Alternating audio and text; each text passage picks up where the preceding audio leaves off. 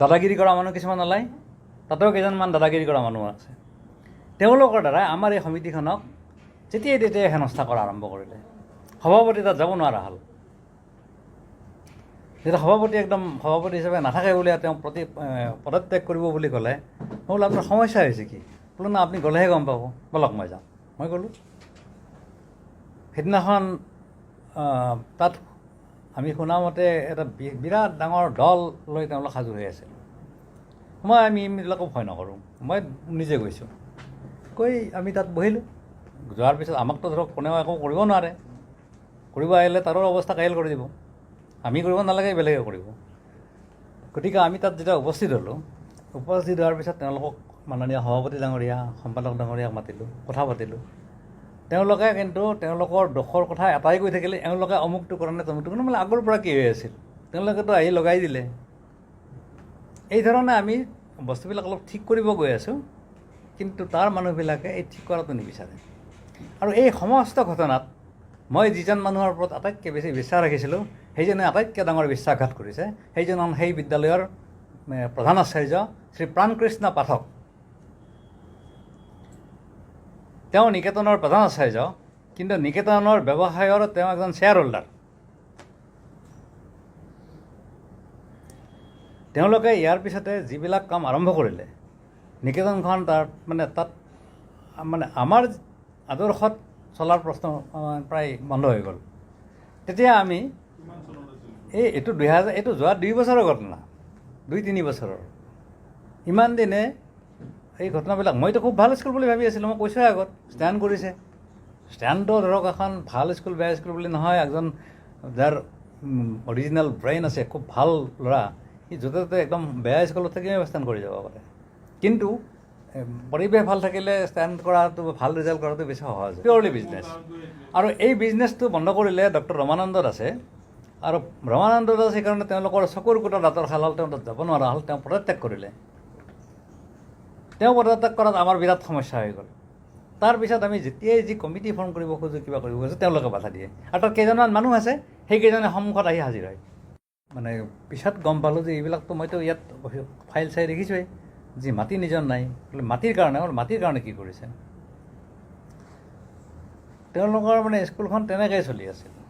তাৰপিছত যেতিয়া ৰেকৰ্ড চাই দেখিলোঁ যে একেধৰণৰ মানুহ, সভাপতিজন যদি একবাৰ সম্পাদক হৈছে, পিছৰবাৰ কোষাধ্যক্ষ হৈছে, পিছৰবাৰ আকৌ সভাপতি হৈছে, এনেধৰণে চলি আছে। আমাৰ নিয়মাৱলী মতে এজন সভাপতি, সম্পাদক, কোষাধ্যক্ষ, এই 3টা পদবীত এজন মানুহে, একেজন ব্যক্তি দুবাৰ হ'ব পাৰে। তেওঁ যদি সভাপতি এবাৰ হৈছে আৰু এবাৰ কোষাধ্যক্ষ হৈছে, তেতিয়াহ'লে তেওঁ কেৱল সদস্যহে হ'ব পাৰিব, তেওঁ সভাপতি, সম্পাদক আৰু কোষাধ্যক্ষ হ'ব নোৱাৰে। তাত কিন্তু এইটো আদাৰ ৱে ৰাউণ্ড হৈ আছিল। একেজন ব্যক্তিয়ে সভাপতি, পিছৰবাৰ সম্পাদক, তাৰপিছৰবাৰ আকৌ সভাপতি, তাৰপিছৰবাৰ আকৌ মুঠতে নিয়ম মানা নাই তেওঁলোকে। আমি দেখি সেই কমিটিখন আৰু বুজি পালোঁ যে এখন বিদ্যালয়, ইমান সুন্দৰ বিদ্যালয়, প্ৰায় 800 ওচৰে পাজৰে ছাত্ৰ ছাত্ৰী, সংসাধন কিমান ভাল হ'ব লাগিছিল। তাতকৈ কম সংখ্যাৰ ছাত্ৰ ছাত্ৰীৰ বিদ্যালয় আমাৰ বহুত ভাল। গতিকে লগে লগে আমি এইবিলাক ইনকুৱাৰী কৰি দেখিলোঁ যে আচলতে এইটো এটা মূল ৰিজন। তাৰপিছতে তেওঁলোকৰ মাজৰে এজন সভাপতি আছিল, যিজন ফাউণ্ডাৰ, তেখেতৰ এখন চিঠি পালোঁ। তেখেত শ্ৰীযুত বিনন্দ চন্দ্ৰ বৰ্মন। তেখেতৰ চিঠিখন পোৱাৰ পিছত মোৰ সন্দেহ ঘনীভূত হ'ল। তাৰ পৰা যি একাউণ্ট ছাবমিট কৰিছিল, সেই একাউণ্ট আচলতে আমাৰ সভাপতিয়ে ছাবমিট কৰিব লাগে। পৰিচালনা সমিতিৰ বা সাধাৰণ সভাত এপ্ৰুভ হৈ যোৱাৰ পিছত সেইখন ছাবমিট কৰা স্বাক্ষৰ হয় কেৱল সভাপতিৰ, কিন্তু তাত সম্পাদকৰ স্বাক্ষৰ আছে। এইবিলাক দেখাৰ পিছত আমাৰ এটা সৰু ইনকুৱাৰী টীম গ'ল। টীমটোৱে ভিজিট কৰি বহুত কেঁচুখণ্ডতে সাপ ওলোৱাৰ দৰে ওলাল। গতিকে কথাবিলাক দেখিলে চব অনিয়মত চলি আছে, কাৰণ এইখন এটা বিজনেছ আৰ্নিং চ'ৰ্চ হৈ আছে কেইজনমান মানুহৰ।